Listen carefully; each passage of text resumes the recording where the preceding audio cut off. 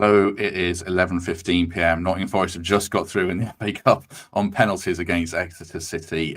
We normally do about 45, 50-minute stream, probably a bit shorter because it feels like we've got to be up in about half an hour. But we will be back in the morning for a more considered reaction to Forest win. But joining me is Michael Temple. Fothers should join us shortly. And Mark's had to tap out because he's got a very early start, so don't blame him for that. Temps, good evening. How are you? Hey, mate, I think you called it. We've got to get off sharpish, haven't we? So good morning, Britain can start after all of that. That's what it feels like. Yeah, I'm waiting for... I don't even know who presents that anymore. So what's her name, the woman who presents it? I don't know. I'm not awake. What a brilliant start. You can tell this is unscripted. What did you make of tonight in general? I think it's a tale of the defensive mistakes. I think if we've scored those goals and Miguel hasn't flapped as he has and Bolly hasn't nudged that one in, we're probably talking about Sangare as a potential Premier League starter. We're probably talking about positively having got through a tricky tie and onto a home game against Ipswich. But because of those mistakes and the confidence and belief that Exeter took from them, the way they grew into the game, I think we've got to credit them. We've got to be a bit critical of that gulf between our first 11 and the squad players. I think the exception to that is Sangare. I think what he showed today was exceptional. He could clearly boss it in League One, but more importantly, he was on another level, wasn't he? Picking the pass, being efficient with the ball, always looking dangerous, playing that kind of deep lying playmaker role. And he showed tonight that he's still got a role to play this season. But the performance in it itself was too error-strewn to make excuses for. And as it turns out, we're lucky to have got past Exeter. Yeah, I think there's a few lads who might want to think about learning Greek in the next few months after that, but maybe that's a bit preemptive. I don't know. But yeah, I mean, I thought the first half, I actually thought we played okay and responded well. It was just the second half. We didn't, I don't know, was it complacency or was it a lack of quality that gave Exeter encouragement? Because they were really good second half. We just didn't have anything, and extra time, really, did we? Yeah, it was a park pitch and we struggled to adapt. Not the ideal place you want to be after 6 days in Dubai, but we had more than enough quality to make a better account of ourselves than we did. And there was a difference in levels when some of the starters came on. The professionalism, the penalties was great to see. But I think they believed, and like we've said about Forest so much this season, they seemed to enjoy defending. And there were a lot of times when we were pumping the long diag or putting a cross into the box for Chris Wood quite aimlessly, and he was surrounded by 5 defenders who were deep and compact. So as an opposition who were playing as we play in the Premier League, if you like, they were happy to be without the ball. They had players that could carry it long distances at pace, and they did look dangerous at times on the counter. They had a decent chance towards the end of normal time. Shot flashed across the face of goal. Fella scrambling to reach at the back stick wasn't quite there. So there was a scenario in which we didn't get through tonight. So credit to Exeter. I think they believed in their defensive resolve. We tried a bit too hard as time went on and didn't create real quality chances. That said, Jota Silva, who's had a real tough night there, has rattled the post. One or two other flashes where on another day something drops for us. The Dominguez shot, the Chris Wood header, there were opportunities there for us. But yeah, the reason we struggled second half was Exeter's defensive confidence grew. And I think as time wore on, they realised that their way of winning the tie was to dig in for penalties. Yeah, I think so. Just to say about Taiwo's injury, I saw people on Twitter saying that he was up and about and in the dressing room and he walked past the Forest fans. So that's good. And we'll pick that up tomorrow. That was certainly a big positive. Fathers, good evening. Can you hear us? Evening, chaps. Yeah. How are you? Hear me okay, yeah? Yeah, we can hear you. How are you? Yeah, exhausted. I thought I'd be tucked up in bed last night. When I left work tonight, Temp said it'll be comfortable and 4-0, and here we are. Here we are, 4.5 hours after kickoff or whatever it is, 3.5. Crazy. It was. We're going through the talking points, and we should. I mean, Carlos Miguel is one of them. I mean, that performance is probably going to go down as one for the ages for the poor guy. Has a Rick, probably not great for the second goal, and then goes off with a hamstring injury. it wasn't his night. It's going to be interesting for others what happens to him from here, isn't it? Does Nuno risk him or back him in the Ipswich game now? Yeah, absolutely. I think signing Wayne Hennessy when we did means that he's probably going to be the man on the bench now, isn't he? And yeah, I mean, he did it against Newcastle, didn't he, in the early stages of that League Cup game? And you felt that he came back and did really well after that. But tonight, even for the second goal, palming it into the danger area like he did, we just looked much more comfortable when Sells was on, didn't we? Yeah, and Sells attempts. I said to you before we started recording. I mean, he did win the mental battle in the penalties, I think, didn't he? He slowed everything down, and it paid off comfortably for us in the shootout, at least. Their best penalty was their first one. I think that he did well to keep his composure because Sells kept him waiting for a long time. But in fairness, he struck it really well, and Sells got a hand on that one. As soon as he saved the second penalty, wasn't it? I thought that was it. I thought we'd cruise it home from there. Great penalties from Forest to a man. But yeah, the gulf between Carlos Miguel and Matt Sells is there for all to see. Carlos Miguel will do well to be in that team to face Ipswich. I think there's a confidence in yourself as a goalkeeper, and there's a confidence that you instill in the players around you. Matt Sells has that in abundance, and there's a massive question mark over Carlos Miguel now. That was really poor, and I think the manner in which we conceded the clean sheet, the manner in which we gave away that first goal was such a routine catch for a professional goalkeeper that will haunt him from this point onwards in whatever's left of his Forest career. Yeah, I think so. Let's talk about some positives in the first half, as we sort of go through it chronologically. And there were two, I thought, but Sangare and Taiwo Fothers. Sangare initially, I know you only placed the level, and I question if he can do that in the Premier League because he's going to get pressed and there'll be harder passing lanes. But we're scratching for positive sign. I thought Sangare was definitely one. He tries to play forwards all the time, and he's come out of it in a lot of credit, hasn't he? I think. Yeah, 100%. I think he showed his quality, and I guess the fear is, like you just said there, Matt, that Forest fans will look at it and go, "Yeah, it was Exeter, it was League One." But I think the way he was putting the balls through and looking to put the balls through, coupled with the way Ramon Sousa took his first goal and Taiwo took the second goal, were absolute quality from those three players. I thought Sangare's two balls for the two goals were brilliant. He played a few more through as well, which didn't come off as goals in the end. But I thought that the way Ramon Sousa took his goal was brilliant in a tight spot. And again, I know it's only against League One defenders. And Taiwo's finish was brilliant, wasn't it? Although I have to question their goalkeeper, not even sort of diving for it, really. I mean, it was only going to go in one corner, wasn't it? I'm not a goalkeeper. I don't know, but you felt that he probably should have at least made an attempt to dive, because Taiwo's turned inside and it's obviously going that way, and he just watched it in a bit like I was watching it with Ash Lamble, and he said it was like my Sabutio goalkeeper. It just stood there on a fixed on that green thing that they used to stand on. But I think what changed, you think, second half temps? Because Taiwo Sangare wasn't as effective. I still thought he played well. Was it just that they pressed us more? They just didn't give us time. Did they show us too much respect first half? I don't know. Well, they sat deep as well. So I'm contradicting myself. What was Exeter's tactical change, do you think, that made them much better? Yeah, for me, it was more the depth and being compact. There were opportunities where they had the chance to press, and they did, but they just showed a resilience, didn't they, and a patience. They defended their box, basically. And we continued to resort to long diags rather than working the ball into the final third. And I think that's a hallmark of our best 11 is there isn't the long punt to Chris Wood or whoever's up top at the time. There's a manner in which we work the ball into the final third and try and create a quality chance with each possession.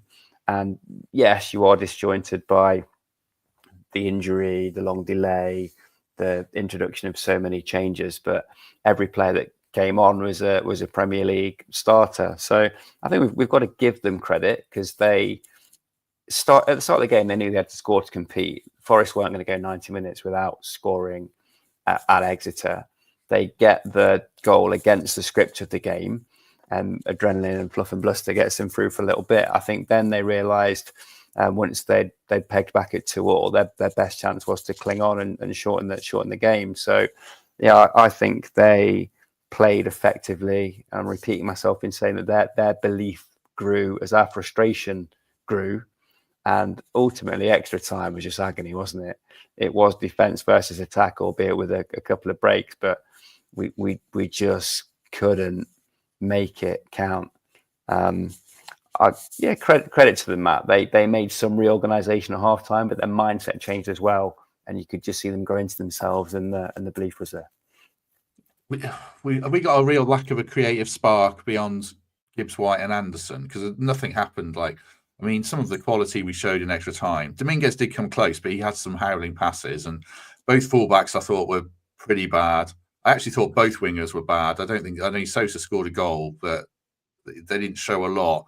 I'm repeating ourselves again. There's a real lack of top tier quality, which is difficult when you can only have so much money to spend. But did we really see it at times tonight, Temps, do you think? I think it's a consequence of a small core group of players have been consistent in the Premier League side, and we've won again and again and again. Because of that, and because of Nuno's way and preference for keeping a small group of players together, drilled and happy, we're not generous with sharing minutes around. Now, that for me is the correct call. The consequence can be seen when you throw the second 11 players together in a game such as this. The sharpness, the familiarity, the patterns of play just aren't there. But I can't argue against that when the Premier League starters have done so well and shown the gulf. And it is a gulf. Pick any area of the pitch. Pick Chris Wood over Taiwo. Pick Elanga and Hudson-Odoi over Sosa and Jota Silva. Pick even the midfield starters against what we've chucked out there today. That's probably being a little bit unfair to Sangare, who was the outstanding Forest player in the first half. But that's the way it has to be. And what we'll see now when we play Ipswich, as Fothers and I were chatting about in the office today and in the car park when I made that bold and false prediction, we have to integrate some of our better players in for the Ipswich game now, because the competition is becoming a bit more serious. There's a realization that some of the big dogs have fallen away around us, and we need to raise that level if we're going to get past Ipswich, who would have dealt with us today with that performance on that side. Yeah, I actually forgot Exeter had 10 men for about 50 minutes as well today. So I don't know. I mean, that's a knock against us and a credit to them, certainly, because you wouldn't have known it. Before you think about it, as Steve says, that'd be great. And thank you very much to Fraser for signing up for membership. Very much appreciate that. Before we come back to Fothers, just a really quick word for the Trent navigation and a reminder, there's lots of stuff coming up, including where should we go? The ABBA Fever gig, 20th of April from 7 p.m. till 10:30 p.m. Search gigantic.com for tickets or scan the QR code on your screen if you are watching on YouTube, of which 415 people are watching live. Me and Temp said we'll have an audience of 3, and that will be the people doing the stream. So we're very grateful for you to joining us this late in the day. Poor old Taiwo Fothers. I thought he played really well, especially first half, and then he gets that terrible injury. We obviously wait for longer-term medical updates, but it was bad luck for him, wasn't it? Because he looked pretty good tonight, didn't he?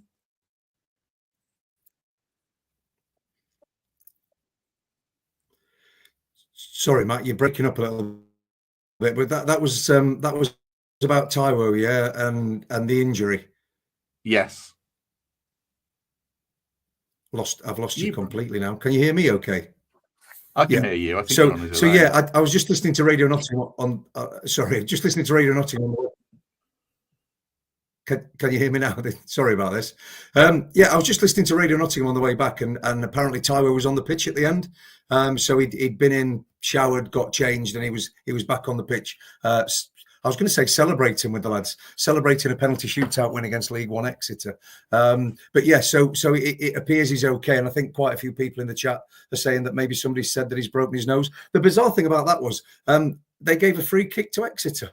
So the goalkeeper comes out, catches the ball, elbows Taiwo in the nose, breaks his nose, and it's a free kick to Exeter. And I'm like, what? But then, I mean, the referee most of the evening, it was guess the decision, wasn't it? With him, it was like every time Morgan Gibbs-White stood next to somebody, they fell down, and it was a free kick. So on Morgan Gibbs-White, it was like. But he got that one right. So hopefully Taiwo's going to be okay. And if it is a broken nose, then he can wear one of those masks that Nico normally scores with when he's playing. Yeah, the ref wasn't great. I mean, I don't know how many fouls he gave for one of their players. It was ridiculous. But I think he did get the red card right in the attempt. So I don't think there was any malice in it, but definite red, wasn't it? Those studs were so high, it's impossible for that player to claim he didn't know what he was doing. I think there are a few naughty ones, actually. I think a VAR would have been particularly busy tonight. A couple of times when people have gone over the top of the ball, a couple left in. Jota didn't cover himself in glory in trying to buy fouls. There's a little bit of continental play acting there at times. But yeah, in the main, I think we were hard done to. And Morgan Gibbs-White, in particular, a couple of times when his body shape, his claiming of space was clever and slick and the right thing to do, and he found himself pinged. So I think we were on the wrong side of a couple of decisions, but that doesn't forgive the mistakes we made. And Forest now, they've got plenty to work on there. But yeah, if the question is, do I rate that ref, and do I think there's a gulf in those performance levels? Yeah, he missed too much. I think there were a couple of pretty clear offsides as well that weren't given in both directions. So not particularly strong performance from the officials, but I'll take you on the red. I think that was pretty clear. You can't land your studs there and not expect to be pinged. Oh no, it was definitely a red. I just don't think he meant to do him personally. But I think it was definitely a red card, certainly. Anyone else deserve any credit tonight, Fothers, apart from Taiwo and Sangare? I thought Anderson and Gibbs-White, the first 10 minutes when they came on, looked like they were playing a different game because they were so good. Anderson was up for it. Gibbs-White was doing what Gibbs-White does, and I felt that they just looked another level, which we all know they are.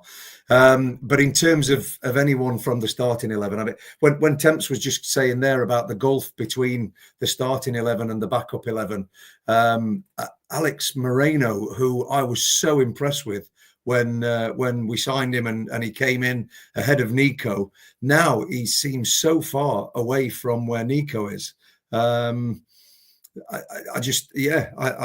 Nico's in every time, isn't he? And when he came on, I thought again he looked that next level up. But in terms of the starting 11, Matt, no, I don't think anybody other than Sangare, Taiwo came out of that with any credit at all tonight, except Willy Bolly. Willy Bolly's not had a mention, apart from scoring the own goal, which was not really his fault. He never really lets you down, does he?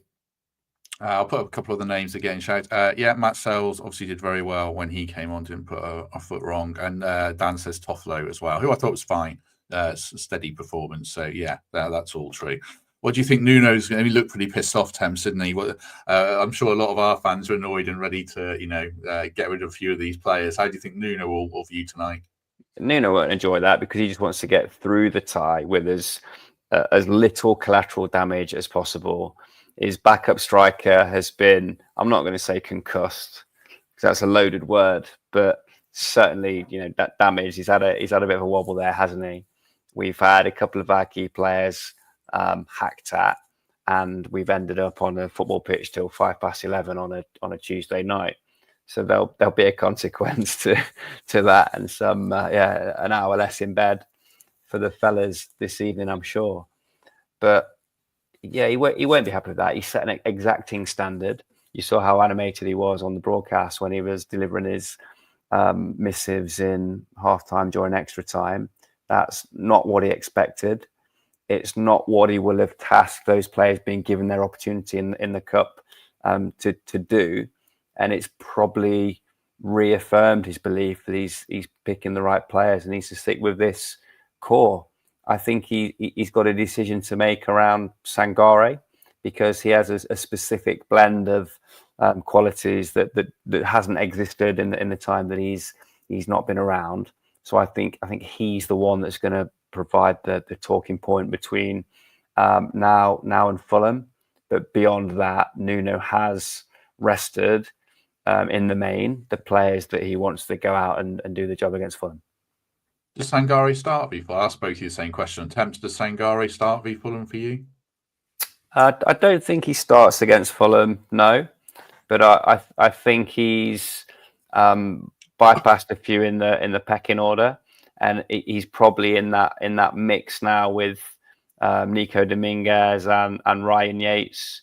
Should one of the boys that have been holding down a place be tucked up, it's going to be particularly fraught to get a spot there and minutes from the bench. Now that we're back to our full stockpile with Danilo on the park as well. No, I don't think he quite starts at Fulham for me, but it'll be sooner rather than later that we see him in the 11. Yeah, same for me. It'd be It'll be Danilo, Anderson, and Gibbs White. That's for me still in that midfield. Personally, what about you, Fothers?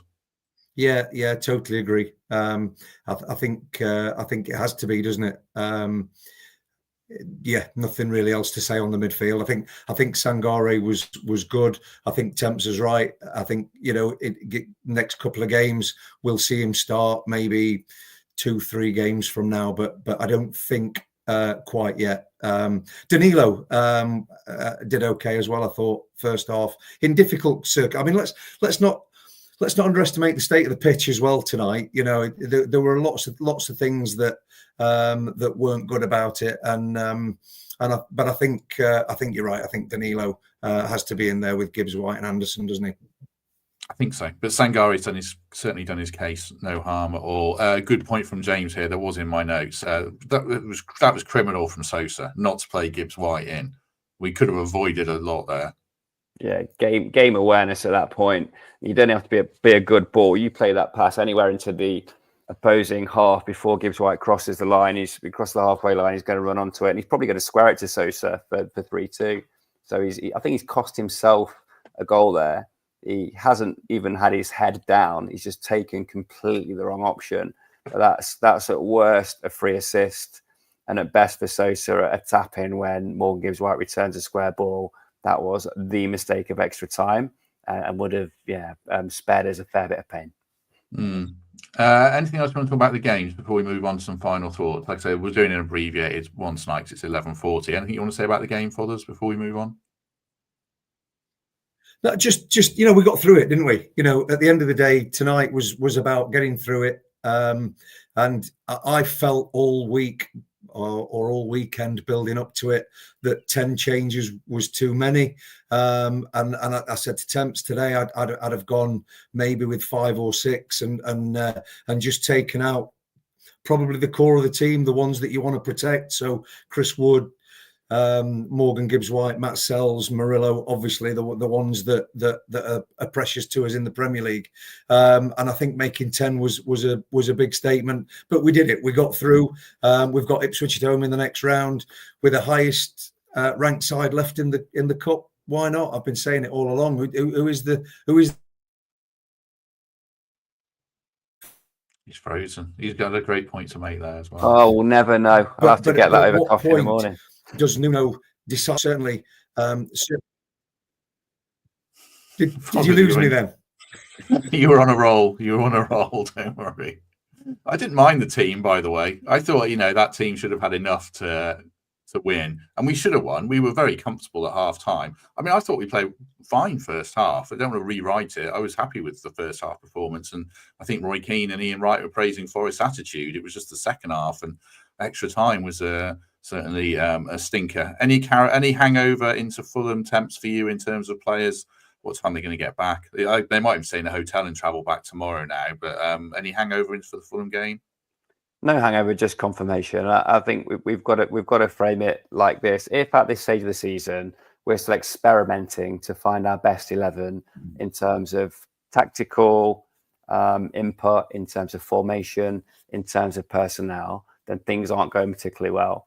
Everybody listening to this, everybody watching that game on ITV, everybody on the Forest staff knows the pool of 12 players from which they're going to pick the team to face Fulham from, and the team they're going to pick to face Newcastle from. And that's confirmation of the consistency and the output that those players have delivered to this point. Yes, some have taken advantage of surprise selections, some have taken advantage of injuries and suspensions, loss of form, whatever. But we've got a clear plan. We know what our best team is. We know what our shape is. We know what our method is. And that's proved it tonight in a slightly negative sense, that the backup lads have a big role to play in supporting our best 11. And yeah, that's the learning that I think we've all had tonight. There is a gulf between our best players and our squad players. Thanks to Stephen for saying that Taiwo's got a broken nose, report BBC Radio Nottingham. So I don't know what timescales on that. If anything, I guess that's a few weeks, and wearing a face mask or something like that. Just before we move on, thank you very much to, is this the right? Hang on. Smooth as ever. Thank you very much, Nottingham Window Company. There's two collages that look almost identical. I've got to get rid of them. Thanks, Nottingham Window Company, for sponsoring the podcast tonight and all our post-match shows. If you're looking for new windows or doors, check out the link in the description. Are we going to win the FA Cup, Fothers, now? Like I've just said, with the somebody just said in the chat that we're the only side in the top four left in it, which I don't think is true, is it actually? Because aren't Man City fourth at the minute, or maybe not? We're the highest ranked team. We're the highest ranked. The highest ranked team left in it. So why not? Surely that makes us favourites, doesn't it? Favourites for a Champions League spot. Favourites to win the FA Cup. Surely Ipswich at home, and then Preston in the quarterfinals. What's to fear? I think Greg's inhabited Father's body. What's going on? I got 14-1 at the weekend, and if I'd done it a couple of days earlier, I would have got 20-1. I think we were like sixth favourites or something, which surprises me. But the bookies don't fancy us. Just on the Ipswich game, I mean, we're at home. It's a better pitch. I don't mind playing that sort of team again, personally, and I expect Ipswich in the relegation zone are going to probably make some changes. So I'm not seeing the need to make, or let's play our first team and all that. I don't see it that way personally. Tamps, what about you? Yeah, I do actually. I think we'll play something more akin to a full strength team, a stronger team. Maybe two or three changes, necessary rotation, not risking anybody with a knock or feeling anything. But yeah, I do. I think we're getting closer to the business end of the FA Cup. I'm just about old enough, believe it or not, to remember Gazza on the stretcher and the injustice of that Spurs game. And yeah, a couple of people said in the comments, things like this do feed into the narrative of any team that's been on an FA Cup run. They've had that nearly moment, that wobble, that last minute winner, that penalty shootout, whatever, part of the story of how they got there. So I think we should take this competition seriously. Our rivals are playing a lot of games, most notably in Europe, obviously. Liverpool have 2 league games this week. There are a lot of games. And I am very much of the belief, actually, that we should take the Ipswich game far more seriously and pick a better side. What's at stake is the latter stages of the most prestigious domestic cup competition in the world, and this Forest team on a high, consistently producing results in the Premier League, have a chance to be in the mix. So no brainer for me, has to go stronger. I think I'd play Sells, Gibbs-White, Williams. I'd play Milenkovic because we could not defend corners tonight. That was alarming, how we looked like the team of last season without Milenkovic on the pitch. And I think we might have to play Chris Wood because of Taiwo's injured. But I'm still all right playing like a second string central midfield and things like that. But I might change my mind when we get there and completely feel differently. Any final thoughts from you, Fathers, before we go? No, I'm with Temps on that. I think there's got to come a point where Nuno decides that this is we've got a chance of winning it, and I think this is it. And the fact that the Ipswich game is on a weekend when we haven't got a game anyway, so it's not adding an extra game into a week. It's not like we're going to be playing Saturday, Tuesday, Saturday. It's still Saturday, Saturday, Saturday. So why not? Let's go for it. Let's go for it from Ipswich at home, and then you're in the quarterfinals, and anything can happen. It sits between the Arsenal at home game and the City at home game, and I think maybe we get a bit closer and think, oh, actually, I'd really like to focus on those games. So it'll be an interesting debate and see what Premier League results we get, because we've obviously got Fulham, Newcastle, and Arsenal before we play that game. But I do fancy us to win the FA Cup, which is, pretty mad considering we finished 17th last season and we were in the Championship not very long ago, and now we're looking at Champions League and FA Cup. Anything from you, Temps, before we depart? Well, I just wanted to mention the passing of Sam Perkins, just an incredible fella whose illness was cruel, and the spirit in which he fought it and sought to raise awareness and cash for others with motor neuron disease was just inspiring. Been to several of his events and watched that video of his story a fair few times, and just always really moved me. I know he's particularly close to Greg, who's a trustee of his foundation, and our former club captain Stephen Mullaney, credited standing against MND as his beneficiary. Fothers does a load for the cause as well. So yeah, really upset to hear that yesterday, and just wanted to pass condolences to everyone that knows Sam, and particularly his close friends and family. Yeah, well said. Greg is on Thursday, so he might want to say more. I don't know. He might be too cut up about it. It's up to him, obviously. But Greg's on Thursday, so we'll hand it over to Greg if he wants to say any more. Fathers, anything from you before we go? No, nothing from me. Just well done to you and Temps for still going strong at what time is it? 23:40. It's 11:45. How on earth is that? We were playing Exeter from League One at 8 o'clock tonight, and here we are at 11:45. But no, other than that, keep up the good work, Matt. I've got one more as well. Yeah, well done, Fathers. Well done, Fathers. It's not like you're sat with us contributing, but thank you. I've never scrambled to get my kids to sleep so quickly and early. And fair play, I haven't heard a peep since 20 to 8. So yeah, they'll never see this, but shout out to Rosa and Evan. Appreciate the peace. You should have gone to watch the second half. They'd have gone to sleep pretty quickly then. Right, we shall be back tomorrow at 10:30 a.m., which is almost today at 10:30 a.m. With Gary and Pete, and maybe Temps if he's free. I don't know. He's had a busy day at work. Congratulations to him, for people who read the news around Trent Rockets and Fathers as well, I should say, the Trentbridge duo. Yeah, so we'll be back for that, and then Thursday we'll turn our attention to Fulham, and then I'll have an opposition preview on Friday before a post-match show on Saturday. So if you've liked this, do us a favour, hit like, hit subscribe, do consider channel membership or Patreon, or give us a lovely 5-star review on iTunes or Apple Podcasts. They're the same thing. It's late, or Spotify. 650 people with us into the small hours, which is very much appreciated. Good to have you with us. Simon Fotheringham, thank you very much. Thanks, Matt. Temps, thank you very much. Cheers, fellas. See you tomorrow, Fathers. Yeah. See you in the morning, mate.